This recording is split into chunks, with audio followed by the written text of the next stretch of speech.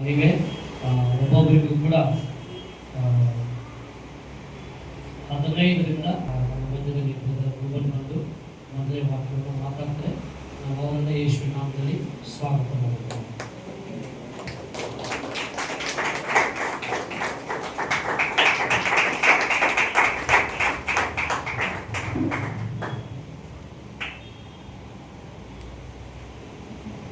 Hallelujah. Hallelujah. ಎಷ್ಟು ಜನ ಸಂತೋಷವಾಗಿದ್ದೀರಿ?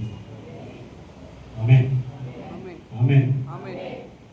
ಅದಕ್ಕೆಲ್ಲ ಉಪವಾಸ ಇದ್ದೀರಾ? ಸೌಂಡೇ ಇಲ್ಲ. Hallelujah. Hallelujah. ಈ ಒಳ್ಳೆ ಸಮಯದಲ್ಲಿ ನಾವೆಲ್ಲ ಇಲ್ಲಿ ಬಂದು ಸೇರುವುದೇ ಒಂದು ದೊಡ್ಡ ಸಾಕ್ಷಿಯಾಗಿದೆ. ಆಮೆನ್. Hallelujah. ಎಲ್ಲ ಒಂದು ನಿಮಿಷ ಕಣ್ಣಲ್ಲಿ ಮುಚ್ಚಿ ದೇವರ ಧ್ಯಾನ ಮಾಡಿ. Hallelujah. Hallelujah. Hallelujah. ಸ್ತೋತ್ರ ಸ್ತೋತ್ರ ಸ್ತೋತ್ರ ಸ್ತೋತ್ರ ಸ್ವಾಮಿ. ಪರಿಶುದ್ಧ ತಂದೆಯೇ ಸ್ತೋತ್ರ ಮಾಡ್ತಾ ಇದ್ದೀವಿ. ಈ ಒಳ್ಳೆ ಸಮಯಕ್ಕಾಗಿ ನಿಮಗೆ ಸ್ತೋತ್ರ ಮಾಡ್ತಾ ಇದ್ದೀವಿ ಸ್ವಾಮಿ. ನಿಮಗೆ ಸ್ತೋತ್ರ ರಾಜ. ಇಲ್ಲಿ ಬಂದಿರುವಂಥ ಎಲ್ಲರನ್ನ ಕರ್ತನೆ ಹೆಸರಿನ ಕರೆದಾದನೆ ನಿಮಗೆ ಸ್ತೋತ್ರ ಮಾಡ್ತಾ ಇದ್ದೀವಿ ಸ್ವಾಮಿ. ಈ ಸಮಯದಲ್ಲಿ ನಿಮಗೆ ಸ್ತೋತ್ರ ರಾಜ. ಸರಿಯಾಗಿ ನಿಮ್ಮ ಕರೆದ ಒಪ್ಪಿಸ್ಕೊಡ್ತಾ ಇದ್ದೇವೆ ಸ್ವಾಮಿ. ನೀವು ಜೊತೆಗಿಂದ ನಡೆಸರಿ ಸ್ವಾಮಿ. ನಿಮಗೆ ಸ್ತೋತ್ರ ರಾಜ. ನಿಮಗೆ ಸ್ತೋತ್ರ ಮಾಡ್ತಾ ಇದ್ದೇವೆ ಸ್ವಾಮಿ. ಈ ದಿನದಲ್ಲಿ ಈ ಶುಭ ಶುಕ್ರವಾರದಂದು ಕರ್ತನೆ ನೀವು ಶಿಲುಬೆಯಲ್ಲಿ ಮಾತನಾಡಿದ 7 ಮಾತುಗಳಿಗಾಗಿ ನಾವು ಸ್ತೋತ್ರ ಮಾಡ್ತಾ ಇದ್ದೇವೆ ಸ್ವಾಮಿ. ಪ್ರತಿಯೊಬ್ಬರು ಮಾತನಾಡುವಾಗ ಕರ್ತನೆ ಅವರ ಮಾತುಗಳಲ್ಲದೆ ಒಂದು ನಿಮ್ಮ ಜೀವವುಳ್ಳ ಮಾತುಗಳಾಗಿ ಬದಲಾಯಿಸಿದೆಪ್ಪ. ನಿಮಗೆ ಸ್ತೋತ್ರ ಸ್ವಾಮಿ. ನೀವು ಜೊತೆಗಿದ್ದು ಸಹಾಯ ಮಾಡಿ ನೀವು ಜೊತೆಗಿದ್ದು ಸಹಾಯ ಮಾಡಿ ಸ್ವಾಮಿ. ನಿಮಗೆ ಸ್ತೋತ್ರ ರಾಜ. ಪ್ರತಿಯೊಂದು ದಿನವೂ ನೀವು ನಡೆಸುವಾಗಲೇ ನಿಮಗೆ ಸ್ತೋತ್ರ. ಇನ್ನು ಮುಂದೆಯೂ ನಮ್ಮನ್ನು ನಡೆಸುವಾಗಲೇ ನಿಮಗೆ ಸ್ತೋತ್ರ ಮಾಡ್ತಾ ಇದ್ದೀವಿ ಸ್ವಾಮಿ. ಎಲ್ಲ ಸ್ತುತಿ ಗಾನ ಮಹಿಮೆ ನಿಮ್ಮೊಬ್ಬರಿಗೆ ಸಲ್ಲಿಸ್ತಾರೆ ಯೇಸುವಿನ ನಾಮದಲ್ಲಿ ತಂದೆ. ಆಮೆನ್. ಹಲ್ಲೆಲೂಯಾ. ಹಲ್ಲೆಲೂಯಾ. ಕರ್ತನ ಶಿಲುಬೆಯಲ್ಲಿ ಹೇಳಿದಂಥ ಮೊದಲನೇ ವಾಕ್ಯವನ್ನು ನನಗೆ ಮಾತನಾಡೋದಕ್ಕೆ ಅವಕಾಶ ಕೊಟ್ಟದಕ್ಕಾಗಿ ನಮ್ಮ ಸೇವಕರಿಗೆ ವಂದಿಸ್ತೇನೆ. ದೇವರ ನಾಮಕ್ಕೆ ಮಹಿಮೆ ಉಂಟಾಗಲಿ. ಮೊದಲನೇ ವಾಕ್ಯ ತೆಗೆದುಕೊಳ್ಳೋಣ. ಲೂಕನ ಬರೆದ ಸುವಾರ್ತೆ 33ನೇ ಅಧ್ಯಾಯ 34ನೇ ವರ್ಷ.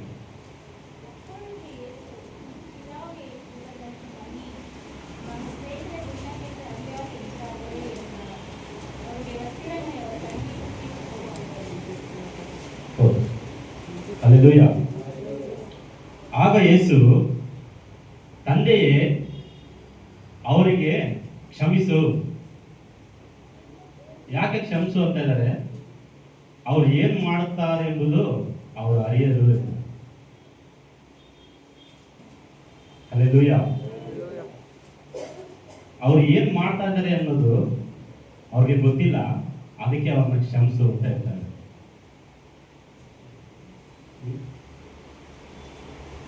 என்னை குறி பார்த்து எரியப்பட்ட சவுலின் அம்புகள் திசை மாறி போக செய்த தயவு பெரியதே. என்னை குறி பார்த்து எரியப்பட்ட சவுலின் அம்புகள் திசை மாறி போக செய்த தயவு பெரியதே. ஒரு வழியின் தூரத்திலே கண்ட மரணத்தை தடுத்து நிறுத்து பாதுகாத்த தயவு பெரியதே.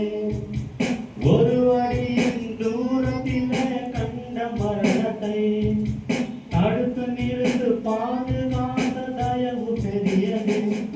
இந்த தயவை பாட ஜீவன் உள்ளதே. ஹல்லேலூயா. இந்த பாடுறதுக்கு ஜீவன் யார் கொடுத்தாரு? கர்த்தராகிய இயேசு கொடுத்தாரு. எப்படி கொடுத்தாரு? ಅವರು ಶಿಲುಬೆಯಲ್ಲಿ ಮರಣ ಹೊಂದಿದ್ರಿಂದ ನಾವು ಜೀವಂತವಾಗಿದ್ದೇವೆ. ಆಮೆನ್. ಹಲ್ಲೆಲೂಯಾ. ಹಲ್ಲೆಲೂಯಾ. ಯೇಸು ಸ್ವಾಮಿ ಹೇಳ್ತಾ ಇದ್ದಾರೆ ಅವರನ್ನ ಕ್ಷಮಿಸು ಎಂಬುದಾಗಿ. ಆದ್ರೆ ನಾವು ಎಷ್ಟು ಜನರನ್ನ ಕ್ಷಮಿಸ್ತಾ ಇದ್ದೇವೆ? ಯಾರಾದ್ರೂ ಏನಾದ್ರೂ ತಪ್ಪು ಮಾಡಿದ್ರೆ ಆ ಕ್ಷಮಿಸುವಂತ ಗುಣ ನಮ್ಮಲ್ಲಿ ಇರಬೇಕು. சவுலோட அம்பு விட்டப்போ ஆனால் தாவீது மன்னித்து விட்டார். அந்த மன்னிக்கிற குணம் அவரால் இருக்கிறதுனால தான் அவர் இன்றைக்கு உயர்த்தினார். ಹಲ್ಲೆಲೂಯಾ. ಯಾಕಂದ್ರೆ ದಾವೀದ ಕುಮಾರನು ಅಂತ ಹೇಳ್ತಾರೆ ಹೊರತು ಸೌಲು ಕುಮಾರ ಅಂತ ಹೇಳೋದಿಲ್ಲ. ಎಷ್ಟು ಜನಕ್ಕೆ ಅರ್ಥ ಆಗ್ತಾ ಇದೆ? ಯೇಸು ಸ್ವಾಮಿ ಏನಂತಾರೆ? ದಾವೀದ ಕುಮಾರನು ಅಂತ ಹೇಳ್ತಾರೆ, ಸೌಲು ಕುಮಾರ ಅಂತ ಹೇಳೋದಿಲ್ಲ. ಯಾಕಂದ್ರೆ ಕ್ಷಮಿಸುವಂತ ಗುಣ ದಾವಿದಲ್ಲೂ ಇತ್ತು, ಅದಕ್ಕಾಗಿ ಅವರು ಎತ್ತಲ್ಪಟ್ಟರು. ಅದೇ ಪ್ರಕಾರ ಯೇಸು ಸ್ವಾಮಿ ನಮ್ಮನ್ನು ಕೂಡ ಹೇಳ್ತಾ ಇದ್ದಾರೆ, ನೀವು ಕೂಡ ಕ್ಷಮಿಸುವವರಾಗಿರಿ, ನೀವು ಕೂಡ ಎತ್ತಲ್ಪಡ್ತೇವೆ ಎಂಬುದಾಗಿ. ನಾವು ಎಷ್ಟು ಸಲ ಕ್ಷಮಿಸ್ಬೇಕು?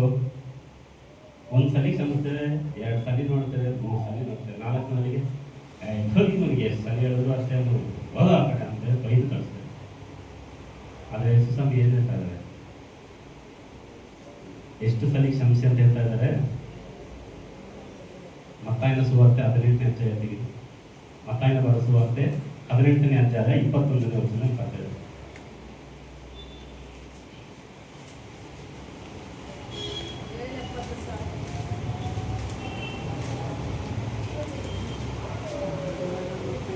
ನೋಡಿ, ಮತ್ತಾಯ 15, 21, 20.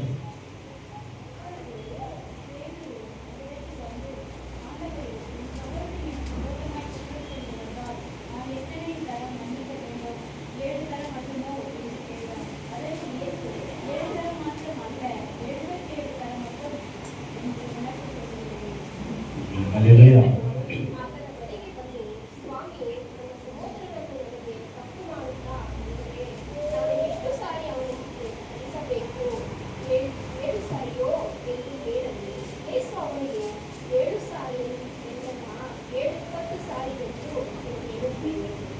Hallelujah. 7 ಸಾರಿ ಅಲ್ಲ, 70 ಸಾರಿ ಕ್ಷಮಿಸಬೇಕು. 7 × 20 70 ಎಷ್ಟಾಯ್ತು?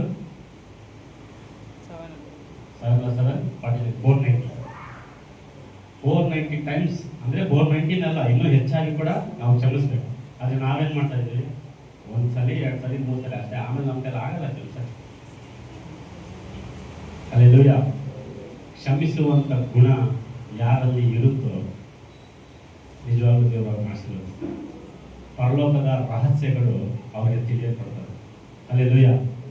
ನಾವು ಕ್ಷಮಿಸದೆ ಒಬ್ಬರ ಮೇಲೆ ಹೊಟ್ಟೆ ಕಿಚ್ಚುಪಟ್ಕೊಂಡು, ಒಬ್ಬರ ಮೇಲೆ ದ್ವೇಷ ಇಟ್ಕೊಂಡು ನಾವು ಎಷ್ಟು ರಾತ್ರಿ ಎಲ್ಲ ಪ್ರಾರ್ಥನೆ ಮಾಡಿದ್ರು ಅದಕ್ಕೆ ಫಲ ಸಿಗೋದಿಲ್ಲ.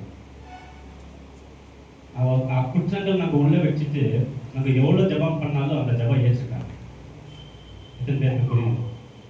Hallelujah, hallelujah. ಏಕ ಮನಸ್ಸಿನಿಂದ ಸಭೆಯಲ್ಲಿ ಪ್ರಾರ್ಥನೆ ಮಾಡಬೇಕು. ಯಾವಾಗ ನಾವು ಏಕ ಮನಸ್ಸಿಂದ, ಸ್ವಚ್ಛ ಮನಸ್ಸಿನಿಂದ, ಯಾವ ಕಲ್ಮಶ ಇದೆ, ಒಬ್ಬರ ಮೇಲೆ ಕೋಪ ಇದೆ, ದ್ವೇಷ ಇದೆ, ಯಾವಾಗ ನಾವು ಆ ಪ್ರಾರ್ಥನೆಗೆ ಮುಂದೆ ನಿಲ್ತೇವೋ ಆವಾಗ ಎಲ್ಲರ ಪ್ರಾರ್ಥನೆಯನ್ನು ಕೇಳಲ್ಪಡ್ತಾರೆ. ಆಮೇಲೆ ಹಲ್ಲೆಲೂಯಾ. ಅದಕ್ಕೆ ಯೇಸು ಸ್ವಾಮಿ ಹೇಳ್ತಾ ಇದ್ದಾರೆ, ಅವ್ರು ಏನು ಮಾಡ್ತಾ ಇದ್ದಾರೋ ಅವ್ರಿಗೆ ಗೊತ್ತಿಲ್ಲ, ಅವ್ರನ್ನ ಕ್ಷಮಿಸ್ಬಿಡಿ. ಅವ್ರು ತಪ್ಪು ಮಾಡಲಿ, ಅದಕ್ಕೆ ನ್ಯಾಯ ತೀರಿಸಲ್ಪಟ್ಟವ್ರು ಇದ್ದಾರೆ. ಅದನ್ನ ನ್ಯಾಯ ತೀರಿಸೋರು ನಾವಲ್ಲ. ದೇವ್ರು ನಮ್ಗೆ ಹೇಳಿರೋದು, ನೀನು ನ್ಯಾಯ ತೀರಿಸು ಅಂತ ಹೇಳಿಲ್ಲ, ನಿನ್ನ ಕ್ಷಮಿಸು ಅಂತ ಹೇಳಿದ್ರು. Hallelujah, hallelujah. ಎಷ್ಟು ಜನ ಕ್ಷಮಿಸುವವರಾಗಿದ್ದೇವೆ ನಾವು ಈ ದಿನಗಳಲ್ಲಿ? ಎಷ್ಟು ಜನ ತಪ್ಪು ಮಾಡ್ತಾರೆ, ಮಾಡಿದ್ಮೇಲೆ ಅವ್ರಿಗೆ ಗೊತ್ತಾಗುತ್ತೆ, ತಪ್ಪು ಬಿಟ್ಬಿಡಪ್ಪ, ಮೂಸೆ ಆಯಿತು, ಮತ್ತೆ ತಪ್ಪು ಮಾಡಿದ್ರೆ ಅಷ್ಟೇ, ತಪ್ಪು ಬಿಟ್ಬಿಡಪ್ಪ, ಮಾಡೋಣ. ಆ ಕ್ಷಮಿಸುವಂಥ ಗುಣ ಯಾವಾಗ ನಮ್ಮಲ್ಲಿ ಇರುತ್ತೋ ಆವಾಗ ದೇವರು ನಮ್ಮಲ್ಲಿ ಇರ್ತಾರೆ. Hallelujah, hallelujah. ಮತ್ತಾಯನ ಬರೆದ ಸುವಾರ್ತೆ 5ನೇ ಅಧ್ಯಾಯ 44 ವಚನ.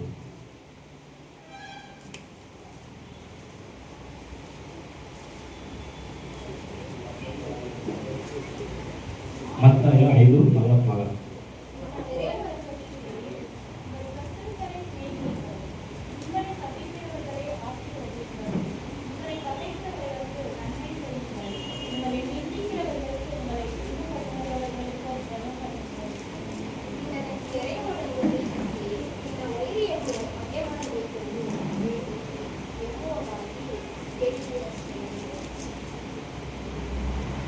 ಆದರೆ ನಾನು ನಿಮಗೆ ಹೇಳುವುದೇನೆಂದರೆ, ನಿಮ್ಮ ವೈರಿಗಳನ್ನ ಪ್ರೀತಿಸಿರಿ, ನಿಮ್ಮನ್ನು ಹಿಂಸೆ ಪಡಿಸುವವರಿಗೋಸ್ಕರ ದೇವರನ್ನ ಪ್ರಾರ್ಥಿಸಿರಿ. ಹಲ್ಲೆಲೂಯಾ. ಹೀಗೆ ಮಾಡಿದರೆ ನೀವು ಪರಲೋಕದಲ್ಲಿರುವ ನಿಮ್ಮ ತಂದೆಯ ಮಕ್ಕಳಾಗುವಿರಿ. ಆತನು ಕೆಟ್ಟವರ ಮೇಲೆಯೂ ಒಳ್ಳೆಯವರ ಮೇಲೆಯೂ ತನ್ನ ಸೂರ್ಯನು ಮೂಡುವಂತೆ ಮಾಡುತ್ತಾನೆ. ಹಲ್ಲೆಲೂಯಾ. ನೀತಿವಂತರ ಮೇಲೆಯೂ ಅನೀತಿವಂತರ ಮೇಲೆಯೂ ಮಳೆ ಸುರಿಸುವವನಾಗಿದ್ದಾನೆ. Hallelujah, hallelujah. ಯಾವಾಗ ನಾವು ಒಬ್ಬರನ್ನ ಕ್ಷಮಿಸುವಂತ ಗುಣ ನಮ್ಮಲ್ಲಿ ಇರ್ತದೋ ಆವಾಗ ಈ ಕಾರ್ಯಗಳೆಲ್ಲ ನೆರವೇರ್ತದೆ. ನಾವೊಬ್ಬರನ್ನ ಕ್ಷಮಿಸದೆ, ಒಬ್ಬರನ್ನ ಹೊಟ್ಟೆ ಕಿಚ್ಚು ಪಟ್ಕೊಂಡು, ಒಬ್ಬರ ಮೇಲೆ ದ್ವೇಷ ಇಟ್ಕೊಂಡು ಅದೇ ರೀತಿ ನಾವು ನಡ್ಕೊತಾ ಬಂದ್ರೆ ನಮ್ಮ ಆಶೀರ್ವಾದಗಳೆಲ್ಲ ಎಲ್ಲ ಬಿಡುತ್ತೆ, ಪಕ್ಕಕ್ಕೆ ಹೋಗ್ಬಿಡುತ್ತೆ. ಯಾಕಂದ್ರೆ ಆಶೀರ್ವಾದ ಹುಡ್ಕೊಂಡ್ಬರೋದು ಎಲ್ಲಿ ನೀತಿ ಇದೆಯೋ, ಎಲ್ಲಿ ನಿಜಾಯಿತಿ ಇದೆಯೋ ಅಲ್ಲಿ ಬಂದು ಸೇರುತ್ತೆ. ಅಲ್ಲೆಲ್ಲಯ್ಯ ಮನಸ್ಸಲ್ಲಿ ಒಂದು ಇಟ್ಕೊಂಡು ನಾವು ಮೇಲೆ ಎಷ್ಟೇ ಸ್ಮೈಲ್ ಮಾಡಿದ್ರು ಕೂಡ ಅದಕ್ಕೆ ಫಲ ಸಿಗೋದಿಲ್ಲ. ಮನಸ್ಸು ಸ್ವಚ್ಛವಾಗಿದ್ರೆ ನಮ್ಮ ಸ್ಮೈಲ್ ಕೂಡ ಸ್ವಚ್ಛವಾಗಿ ಕಾಣಿಸುತ್ತೆ. ಎಷ್ಟು ಜನಕ್ಕೆ ಅರ್ಥ ಆಗ್ತಾ ಇದೆ? ಅಲ್ಲೆಲ್ಲಯ್ಯ ಒಬ್ಬರ ಮೇಲೆ ಒಬ್ಬರು ಹೊಟ್ಟೆ ಕಿಚ್ಚು ಪಡ್ಕೊಂಡು ಆ ಪ್ರಾರ್ಥನೆ ಎಲ್ಲೂ ನೆರವೇರೋದಿಲ್ಲ. ಅದು ಒಂದು ಚಿಕ್ಕ ಒಂದು ಇದೆ ನೋಡಿ, ಇಬ್ರು ಒಬ್ರನ್ನ ಕಂಡ್ರೆ ಒಬ್ರು ಆಗೋದಿಲ್ಲ. ಆದ್ರೆ ಇಬ್ರು ದೇವ್ರ ಮಕ್ಕಳೇ ಚೆನ್ನಾಗಿ ಪ್ರಾರ್ಥನೆ ಮಾಡ್ತಾರೆ. ಅವ್ರು ಈ ಕಡೆ ಒಬ್ರು ಕೂತ್ಕೊಂಡು ಈ ಕಡೆ ಒಬ್ರು ಕೂತ್ಕೊಂಡು ಪ್ರೇಯರ್ ಮಾಡ್ತಾ ಇರ್ತಾರೆ, ಚೆನ್ನಾಗಿ ಪ್ರೇಯರ್ ಮಾಡ್ತಾ ಇರ್ತಾರೆ. ದೇವರು ಒಬ್ರ ಹತ್ರ ಬಂದ್ಬಿಟ್ಟು ಕೇಳ್ತಾರೆ, ಅಲ್ಲ ನೀನು ಏನು ಮಾಡಬೇಕು? ಅವನ್ ಕಂಡ್ರೆ ಇವನ್ಗಾಗಲ್ಲ, ಇವನ್ ಕಂಡ್ರೆ ಅವನಿಗಾಗಲ್ಲ. ದೇವ್ರು ಅವನು ನೋಡಿ ಅಂತಂತೆ, ದೇವ್ರೆ ನೀನು ಅವ್ನು ವರ ಕೊಡ್ತೀಯ? ಹಾಂ ಕೊಡ್ತೀನಿ. ಅವಾಗಿನ ಸರಿ ನೀವು ಯೋಚನೆ ಮಾಡಿ, ಸರಿ ದೇವ್ರೆ ಅವನು ಏನು ವರ ಕೇಳ್ತಾನೆ ಅದು 2ರಷ್ಟು ನನಗೆ ಬಂದರೆ ಸಾಕು. ನಿನಗೆ ಏನು ಬೇಕು ಅದನ್ನು ಕೇಳಪ್ಪ. ಇಲ್ಲ ಅವನೇನು ಕೇಳಿದ್ರೆ 2ರಷ್ಟು ನನಗೆ ಬರಬೇಕು. ಸರಿ ಅಂದ್ಬಿಟ್ಟು ಅವ್ರ ಹತ್ರ ನಿನಗೇನು ವರ ಬೇಕಪ್ಪ? ಅವ್ನು ತಿರುಗಿ ನೋಡು, ಅವ್ನು ಚೆನ್ನಾಗಿ ಪ್ರೇಯರ್ ಮಾಡ್ತಾರೆ. ಬೇರೆ ನೀನು ಅವ್ನು ವರ ಕೊಟ್ಟ? ಹಾಂ ಕೊಟ್ಟೆ. ಏನು ಕೊಟ್ಟೆ? ಅವ್ನು ಕೇಳಿದನಪ್ಪ, ನೀನೇನು ಕೇಳ್ತೆ 2ರಷ್ಟು ಅವ್ನಿಗೆ ಬೇಕು ಅಂತ ಕೇಳಿದ್ದಾನೆ. ಇವರು ಮೋಸ ಮಾಡ್ತೀನಿ ಅವನು. ನಾನು ಏನು ಕೇಳಿದ್ರು 2ರಷ್ಟು ಹೋಗ್ಬಿಡುತ್ತೆ. ನಾನು 1 ಕಾರ್ ಕೇಳಿದ್ರೆ ಅವ್ನಿಗೆ 2 ಕಾರ್ ಹೋಗ್ಬಿಡುತ್ತೆ. ನಾನು 1 ಬಿಲ್ಡಿಂಗ್ ಕೇಳಿದ್ರೆ ಅವ್ನಿಗೆ 2 ಬಿಲ್ಡಿಂಗ್ ಹೋಗುತ್ತೆ. ನಾನು ಈ ಪ್ರಪಂಚನ ಕೇಳಿದ್ರೆ ಅವನಿಗೆ 2 ಪ್ರಪಂಚದಷ್ಟು ಹೋಗ್ಬಿಡುತ್ತಲ್ಲ. ಯೋಚನೆ ಮಾಡಿ, ಬೇರೆ ಒಂದು ವರ ಕೊಡು. ಏನು ವರ ಬೇಕಪ್ಪ? ನಂದು 1 ಕಣ್ಣು, 1 ಕೈ, 1 ಕಾಲು ಹೋಗುವಂತ ವರ ಕೊಡು. ಅದು ಯಾವ ರೀತಿ ಬರೋ ಕಣ್ಣು, ಕೈ, ಕಾಲು ಹೋಗುವಂತ ವರ ನೀನು ಕೊಡು. ನಂದು 1 ಕಣ್ಣು, 1 ಕೈ, ಕಾಲು ಹೋದ್ರೂ ಪರವಾಗಿಲ್ಲ. ಅವನಿಗೆ 2 ಕಣ್ಣು, 2 ಕೈ, 2 ಕಾಲು ಹೋದ್ರೆ ಅಷ್ಟೇ ಸಾಕು. ದೇವರು ಹೇಳ್ತಾರೆ, ನಿಮ್ಮ ಹೊಟ್ಟೆ ಕಿಚ್ಚು ನಿಮ್ಮನ್ನೇ ಕಾಡುತ್ತೆ. ಅಲ್ಲೆಲ್ಲೂಯ್ಯ. ಹಾಗೆ ಒಬ್ಬರ ಮೇಲೆ ಹೊಟ್ಟೆ ಕಿಚ್ಚಿಲ್ಲದೆ, ಒಬ್ಬರ ಮೇಲೆ ಕೋಪ ಇಲ್ಲದೆ ಅವ್ರು ಏನೇ ಮಾಡಲಿ ದೇವ್ರು ನೋಡ್ಕೊಂತಾರೆ. Alleluia, alleluia. ಅದಕ್ಕೆ ದೇವರು ಹೇಳ್ತಾರೆ, ನಿಮ್ಮ ವೈರಿಗಳನ್ನು ಪ್ರೀತಿಸಿರಿ ಅಂತ. ನಾವು ಎಷ್ಟು ಜನ ಪ್ರೀತಿ ಮಾಡ್ತಾ ಇದ್ದೇವೆ? ಎಷ್ಟು ಜನರನ್ನು ನಾವು ಎತ್ತಿನ ಪೇರೆ ನಮ್ಮ ಅಂಗೋಡ ನೇಸಿಕೆದು ಸುಮ್ಮ ಬಾಯಿ ತೆರೆದು ಬೇಯಿಸಿರೋದು ಕೆಟ್ಟದು. ಸುಮ್ಮನೆ ಬಾಯಲ್ಲಿ ಮಾತಾಡ್ಬಿಟ್ಟು ಕಲಿಸೋದಲ್ಲ. ಮನಪೂರ್ವಕವಾಗಿ ನಾವು ಯಾವಾಗ ಅವ್ರ ಹತ್ರ ಪ್ರೀತಿಯಿಂದ ಮಾತನಾಡ್ತೀವೋ ಆವಾಗ ಅವ್ರಿಗೂ ಗೊತ್ತಾಗುತ್ತೆ ನಾವೇ ತಪ್ಪು, ಅವ್ರು ಕರೆಕ್ಟ್ ಆಗಿದ್ದಾರೆ ಅಂತ. ಅವ್ರು ತಪ್ಪು ಮಾಡೋದು ಅಂದ್ಬಿಟ್ಟು ನಾವು ಅವರಿಂದ ದೂರ ಸರಿಬಿಟ್ರೆ ಅವ್ರೇನಂತಾರೆ, ಅವರು ಅಷ್ಟೇ ಬಿಡು ಸರಿಬೇಕು. ನಾವು ಯಾವಾಗ ಮನ ತಿರುಗಿ ಅವ್ರನ್ನ ಕ್ಷಮಿಸಿ ಅವ್ರನ್ನ ಸ್ವೀಕಾರ ಮಾಡ್ತೀವೋ ಆವಾಗ ಅವರು ಕೂಡ ಮನ ತಿರುಗಿ ಅವರ ತಪ್ಪನ್ನು ಅವರು ತಿದ್ದುಕೊಂಡು ಅವರು ಚೆನ್ನಾಗಿ ಜೀವನ ಮಾಡ್ತಾರೆ. ಅಲ್ಲೆಲ್ಲೂಯ್ಯ. ಯಾಕಂದರೆ ದೇವರ ಕಾರ್ಯವೂ ಅದೇ ಆಗಿದೆ, ದೇವರ ಚಿತ್ತ ಕೂಡ ಅದೇ ಆಗಿದೆ ಈ ಸಮಯದಲ್ಲಿ. Alleluia, alleluia. ಅದಕ್ಕೆ ದೇವರು ಹೇಳ್ತಾ ಇದ್ದಾರೆ, ಅವ್ರಿಗೆ ಎಷ್ಟು ಹೊಡೆದು, ಅವ್ರಿಗೆ ಎಷ್ಟೇ ಹಿಂಸೆ ಕೊಟ್ಟು ಅವ್ರನ್ನ ಶಿಲುಬೆಗೆ ಹಾಕಿ ಆಣಿ ಎಲ್ಲ ಹೊಡೆದು ರಕ್ತವನ್ನು ಸುರಿತಾ ಇದ್ರು ಕೂಡ ಅವ್ರು ಹೇಳ್ತಾ ಇದ್ದಾರೆ, ಅವರನ್ನು ಕ್ಷಮಿಸು. ಅಂಥ ಪರಿಸ್ಥಿತಿಯಲ್ಲಿ ನಾವು ಯಾರಾದ್ರೂ ಹೇಳ್ತೀವಿ ಆ ಥರ, ನೀನು ನನ್ನ ಮೇಲೆ ಕೈ ಮಾಡ್ತೀಯಾ, ನೀನು ಆಮೇಲೆ ನೋಡ್ಕೊತೀನಿ, ಎನ್ನೇ ನೀ ಮಾತು ಕುತ್ಕೊಂಡ್ರಿಯಾ, ನಿನ್ನ ಅಪರಾಧ ವಚಿக்கிறேன். ಇಂದವರು ಇದು ಇಲ್ಲಾಮೆ ಕರ್ತರ್ ಪಾತುಕೊಳ್ಳುವ. ಅಲ್ಲೆಲ್ಲೂಯ್ಯ. ನಮ್ಮ ವಿರುದ್ಧವಾಗಿ ಏನೇ ನಡೆದ್ರು ಕೂಡ ದೇವರಿದ್ದಾರೆ. ಅಲ್ಲೆಲ್ಲೂಯ್ಯ. ವಾಕ್ಯ ಏನಂತಂದ್ರೆ, ನನ್ನ ಕಾಲು ಕಲ್ಲಿಗೆ ತಗಲದಂತೆ ಯಾಕೆ ಅಪ್ಪಣೆ ಕೊಡ್ತಾರೆ? ದೂತರಿಗೆ ಅಪ್ಪಣೆ ಕೊಡ್ತಾರಂತೆ. ಯಾಕೆ? ನಾವು ಚೆನ್ನಾಗಿರ್ಬೇಕು, ನಾವು ನಡಿಬೇಕು. ನಾವು ಹೊರಗಡೆ ಹೋದ್ರೆ ನಮ್ಮ ವಿರೋಧವಾಗಿ ಎಷ್ಟೋ ಕಾರ್ಯಗಳಿದ್ದಾವೆ, ಎಷ್ಟೋ ಕೆಲಸಗಳು ನಡೀತವೆ. ಅದು ಎಲ್ಲವನ್ನ ತಪ್ಪಿಸಿ ದೇವರು ಇವತ್ತು ನಮ್ಮನ್ನು ಸುರಕ್ಷಿತವಾಗಿ ಇವತ್ತಿಗೆ ಕರ್ಕೊಂಡು ಬಂದಿದ್ದಾರೆ. Alleluia, alleluia. ಆದರೆ ಅದನ್ನು ಹೇಳೋದು ಒಂದೇ, ಬೇರೆಯವ್ರನ್ನ ಕ್ಷಮಿಸಿ. ಯಾವಾಗ ನಾವು ಅವ್ರನ್ನ ಕ್ಷಮಿಸ್ತೀವೋ ಆವಾಗ ನಿನ್ನ ಪಾಪಗಳು ಕ್ಷಮಿಸಲ್ಪಡ್ತವೆ, ಆವಾಗ ನಿನಗೂ ಕೂಡ ಪರಲೋಕ ರಾಜ್ಯ ಸಿಗ್ತದೆ. ಆಮೆನ್. ಎಷ್ಟು ಜನಕ್ಕೆ ಅರ್ಥ ಆಗ್ತಾ ಇದೆ? ಎತ್ತಿನ ಪೇರಿಗೆ ಕುರಿತು. Alleluia, alleluia. ಯಾಕಂದ್ರೆ ನಂಬಿಕೆ ಇಲ್ಲದೆ ದೇವರನ್ನ ಮೆಚ್ಚಿಸೋದು ಅಸಾಧ್ಯ. ಹೌದಾ? ಇಬ್ರಿಯರಿಗೆ 11ನೇ ಅಧ್ಯಾಯ 6ನೇ ವಚನ ಏನಿರ್ತದೆ? ಇಬ್ರಿಯರಿಗೆ 11ನೇ ಅಧ್ಯಾಯ 6ನೇ ವಚನ.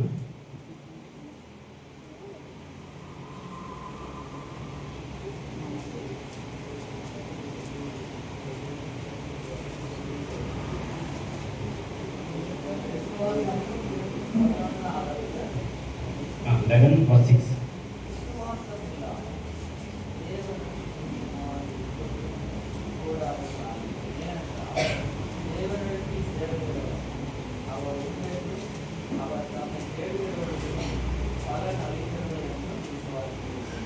Amen. ಆದರೆ ನಂಬಿಕೆ ಇಲ್ಲದೆ ದೇವರನ್ನು ಮೆಚ್ಚಿಸುವುದು ಅಸಾಧ್ಯ. ದೇವರೊಂದಿಗೆ ಬರುವವರು ದೇವರು ಇದ್ದಾನೆ ಮತ್ತು ಅದನ್ನು ಹುಡುಕುವವರಿಗೆ ಪ್ರತಿಫಲವನ್ನು ಕೊಡುತ್ತಾನೆ ಎಂದು ನಂಬುವವರು. ಆಮೆನ್. ಹಲ್ಲೆಲೂಯಾ. ಹಲ್ಲೆಲೂಯಾ. ನಂಬಿಕೆ ಇಲ್ಲದೆ ದೇವರನ್ನು ಮೆಚ್ಚಿಸುವುದು ಅಸಾಧ್ಯ. ನೀವು ಎಷ್ಟೇ ಪ್ರಾರ್ಥನೆ ಮಾಡಿ, ಎಷ್ಟೇ ಉಪವಾಸ ಇದೆ, ಎಷ್ಟೇ ಎಲ್ಲ ಕೂಟಗಳಿಗೂ ನೀವು ಹೋಗಿ, ಅದೇ ನಂಬಿಕೆ ಇಲ್ಲ ಅಂದರೆ ನೀವು ಎಷ್ಟೇ ಪ್ರಯಾಸ ಪಟ್ಟಿರುತ್ತದೆ ಅದು ವ್ಯರ್ಥವಾಗಿ ಇರ್ತದೆ. ಸಾಸಿವೆ ಕಾಲಷ್ಟು ನಂಬಿಕೆ ಇದ್ದರೆ ಬೆಟ್ಟದಷ್ಟು ಆಶೀರ್ವಾದ ಸಿಗ್ತದೆ ಅಂತ ಅಲ್ವಾ? ಹಲ್ಲೆಲೂಯಾ. ಹಲ್ಲೆಲೂಯಾ. ಅದಕ್ಕೆ ದೇವರ ವಾಕ್ಯ ಇರ್ತದೆ, ನಂಬಿಕೆ ಇಲ್ಲದೆ ದೇವರನ್ನು ಮೆಚ್ಚಿಸುವುದು ಅಸಾಧ್ಯ. ನಿಮ್ಮ ನಂಬಿಕೆ ನಿಮ್ಮನ್ನು ಸ್ವಸ್ಥ ಮಾಡ್ತದೆ. ಆಮೆನ್. ಹಲ್ಲೆಲೂಯಾ. ಈ ನಂಬಿಕೆ ಯಾವಾಗ ಬರುತ್ತೆ? ನಾವು ಇನ್ನೊಬ್ಬರನ್ನ ಕ್ಷಮಿಸಿದಾಗ, ನಾವು ಇನ್ನೊಬ್ಬರನ್ನ ಪ್ರೀತಿ ಮಾಡಿದಾಗ, ಇನ್ನೊಬ್ಬರಿಗೆ ನಾವು ದ್ವೇಷ ತೋರಿಸದೆ, ಇನ್ನೊಬ್ಬರನ್ನ ನಾವು ಅಸಹ್ಯ ಪಡದೆ, ಅವರನ್ನು ನಾವು ಪ್ರೀತಿ ಮಾಡಿದಾಗ ನಮ್ಮ ಮನಸ್ಸು ಶುದ್ಧವಾಗಿರುತ್ತೆ. ಮನಸ್ಸು ಶುದ್ಧವಾಗಿದ್ದರೆ ನಂಬಿಕೆ ತನ್ನ ತಾನೇ ಬರುತ್ತೆ. ಆಮೆನ್. ಹಲ್ಲೆಲೂಯಾ. ಹಲ್ಲೆಲೂಯಾ. ದೇವರು ಹೇಳಿದಂಥ ಎಲ್ಲ ವಾಕ್ಯಗಳು ನೆರವೇರ್ತಾ ಇದೆ. ನಾನೇ ಮಾರ್ಗ, ಸತ್ಯ ಅಂದ್ರು. ಹೌದಾ? ನಾನೇ ಒಳ್ಳೆ ಕುರುಬ, ಕುರಿಗಳಿಗೆ ಎಂದೇ, ಕುರಿಗಳಿಗಾಗಿ ನನ್ನ ಪ್ರಾಣವ ಕೊಡುವೆ ಎಂದೆ. ನಾನೇ ಒಳ್ಳೆ ಕುರುಬ, ಕುರಿಗಳಿಗೆ ಎಂದೇ, ಕುರಿಗಳಿಗಾಗಿ ನನ್ನ ಪ್ರಾಣವ ಕೊಡುವೆ ಎಂದೆ. ಏಸಯ್ಯ ನೀನಂದ್ರೆ ನನಗಿಷ್ಟ,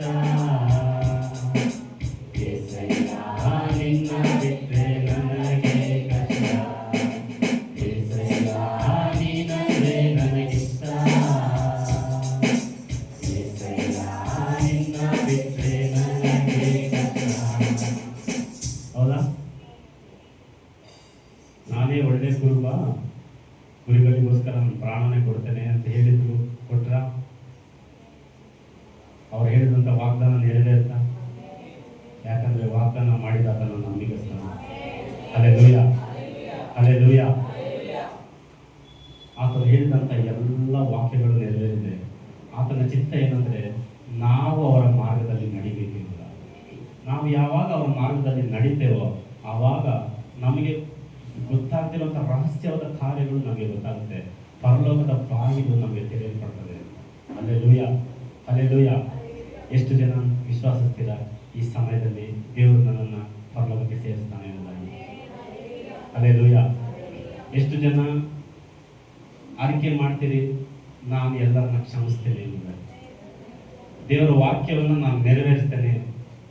ಎಷ್ಟು ಜನ ಇವತ್ತಿನ ಸಮಯದಲ್ಲಿ ಆರಿಕೆ ಮಾಡ್ತೀರಿ, ನಾನು ದೇವರ ರಾಜ್ಯಕ್ಕಾಗಿ ನಾನು ಹೋರಾಡ್ತೇನೆ ಎಂಬುದಾಗಿ? ಹಲ್ಲೆಲೂಯಾ. ಒಬ್ಬರನ್ನ ಕ್ಷಮಿಸೋದು ನಮ್ಮ ಕೆಲಸವಾಗಿದೆ. ಅದಕ್ಕೆ ಕಾರ್ಯಕ್ಕೆ ಪ್ರತಿಫಲ ಕೊಡೋದು ದೇವರ ಕೆಲಸವಾಗಿದೆ. ಆಮೆನ್. ಹಲ್ಲೆಲೂಯಾ. ಹಲ್ಲೆಲೂಯಾ. ದೇವರ ನಾಮಕ್ಕೆ ಮಹಿಮೆ ಉಂಟಾಗಲಿ. ಹೇಳಿದಂಥ ಈ ಮೊದಲನೇ ವಾಕ್ಯಕ್ಕಾಗಿ ದೇವರಿಗೆ ಸ್ತೋತ್ರ ಮಾಡೋಣ. ಈ ಕೊಟ್ಟಿರುವಂಥ ಮೊದಲನೇ ವಾಕ್ಯಕ್ಕಾಗಿ, ನಮಗೆ ಮಾತನಾಡ ಕೊಟ್ಟದಕ್ಕಾಗಿ ನಮ್ಮ ಸೇವಕರಿಗೆ ನಾನು ವಂದನೆ ಸಲ್ಲಿಸ್ತೇನೆ. ಅದಕ್ಕಾಗಿ ಜೋರಾಗಿ ಚಪ್ಪಳೆ ಹೊಡೆದು ದೇವರಿಗೆ ಅಭಿನಂದಿಸ್ತೇನೆ. ಹಾಗೆ ನಮ್ಮ ಮಧ್ಯದಲ್ಲಿ ದೇವರ ಆತ್ಮನು ಬಂದಿದ್ದಾರೆ ಅಂತ ನಾನು ನಂಬ್ತೇನೆ. ಮಾತನಾಡುವಂಥ 7 ವಾಕ್ಯಗಳು ಕೂಡ ಸ್ಪಷ್ಟವಾಗಿ ನಿಮಗೆ ಅರ್ಥ ಆಗಲಿ ಅಂತ ನಾನು ಭಾವಿಸ್ತೇನೆ. ದೇವರು ನಮಗೆ ಸ್ತೋತ್ರ.